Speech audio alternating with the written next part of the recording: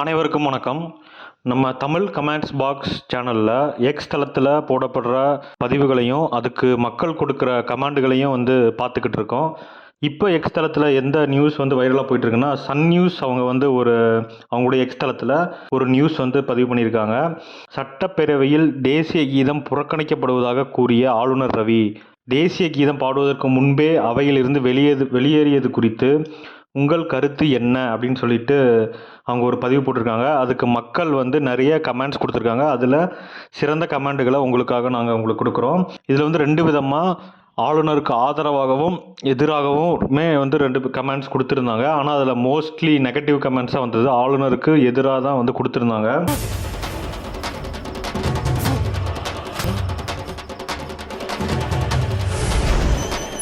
So first ஒருத்தர் என்ன சொல்லியிருக்காருன்னா, ஆளுநர் ரவி தமிழ்நாட்டுக்கு மட்டுமல்ல தேசத்துக்கும் விரோதின்னு அர்த்தம், கெட் அவுட் ரவி அப்படின்னு சொல்லிட்டு ஒரு மீம் போட்டிருக்கிறாரு. இந்த கெட் அவுட் ரவி அப்படிங்கிறத போட்டு தான் எல்லாருமே டேக் பண்ணியிருக்காங்க. அதுதான் இன்னைக்கு அந்த ஹேஷ்டேக் தான் ட்ரெண்டிங்கில் போய்கிட்டு இருக்கு.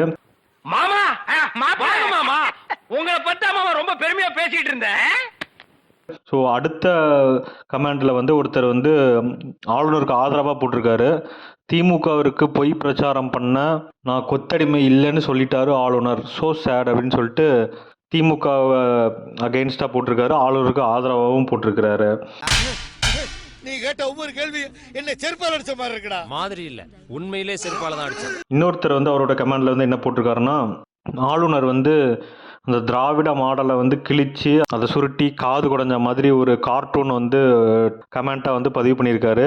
இது ஆளுநருக்கு ஆதரவாக தான் இருக்கு இந்த கமெண்ட். பாதி சீட்டை பாத்தியா? துண்டு சீட்டா? ஆமா. கலரா இருக்குமா? ஆமா.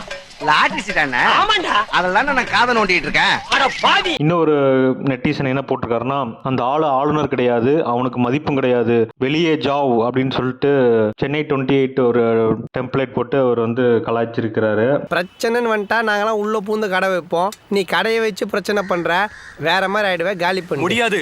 அடுத்த கமெண்ட், சபாஸ் எங்கடா அந்த 200 ரூபா அடிமைங்க, செம்மையான பாராட்டுறாங்க தமிழக விடியலார் ஆட்சியை, எப்படி ஆட்சி நடத்தக்கூடாது என திமுகவை பார்த்து கற்றுக்கொள் என என் தந்தை ராஜசேகர ரெட்டி கூறுவார் அப்படின்னு ஆந்திர முதலமைச்சர் ஜெகன்மோகன் ரெட்டி சொன்னதா ஒரு டெம்ப்ளேட்டா எடுத்து போட்டு திமுக குறை சொல்லியிருக்காங்க.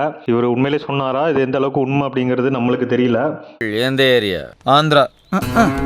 தமிழ்நாட்டில் கந்தலானது பத்தாதுன்னு ஆந்திரா போய் கண்டமாக போறாராம். இன்னொரு நெட்டிசன் என்ன போட்டிருக்காருன்னா, இவர் என்னமோ மக்களிடம் வாக்கு வாங்கி ஜெயிச்ச மாதிரி அவர் போறாரு அப்படின்னு சொல்லிட்டு கெட் அவுட் ரவி அப்படின்னு சொல்லிட்டு போட்டு ஆளுநருக்கு எதிராக ஹேஷ்டேக் போட்டு கமெண்ட் பண்ணியிருக்கிறாரு.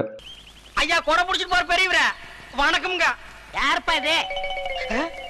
இவனையா கும்பிட்டோம், வீட்டுக்கு போறோம்னு 2 கையும் அடுப்புல வச்சு கறிக்கிறணும். இன்னொரு நெட்டிசன் என்ன போட்டிருக்காருன்னா, இது எங்கள் நாடு, எங்கள் தமிழ்தாய் வாழ்த்து தான் நாங்கள் முன்னிறுத்துவோம், இருக்க பிடிக்கவில்லை என்றால் வெளியேறுங்கள் ரவி அப்படின்னு ரொம்ப காட்டமா கமெண்ட் கொடுத்திருக்காரு. இனிமே இந்த வீட்டு பக்கம் வந்தீங்கன்னா மூஞ்சிய அம்மிக்கல்ல வச்சு அரைச்சு கொடுவேன், ஓடி போய் ஓடி போடா. மற்றொரு நெட்டிசன் என்ன சொல்லியிருக்காருன்னா, இது ஒன்றும் இன்றோ நேற்றோ இல்லை, கவர்னருடைய பணியில் திருப்தி இல்லை என நீதிமன்றமே குறை கூறி தமிழ்நாட்டு அரசுடன் இணக்கமாக போக சொல்லி கேட்டுக்கொண்டது அனைவருக்கும் தெரியும். இன்று கவர்னர் செய்த காரியம் நீதிமன்ற அவமதிப்பில் வரும் அப்படின்னு சொல்லிட்டு ரொம்ப ஆளுநருக்கு அகெயின்ஸ்டா காட்டமா ஒரு பதிவு போட்டிருக்கிறாரு. ஏன் இப்படி பாக்குறாரு?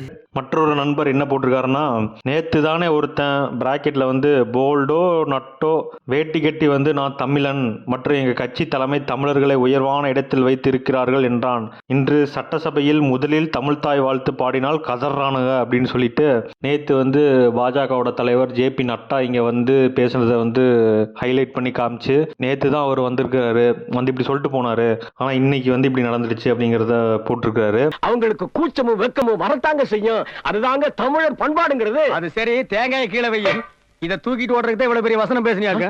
நல்ல வேலை நகை டப்பாவை இங்க வச்சிருந்தோம், இல்லைன்னா 4 அடியார் திருப்புகளெல்லாம் பொழந்து கட்டியிருப்பேன்.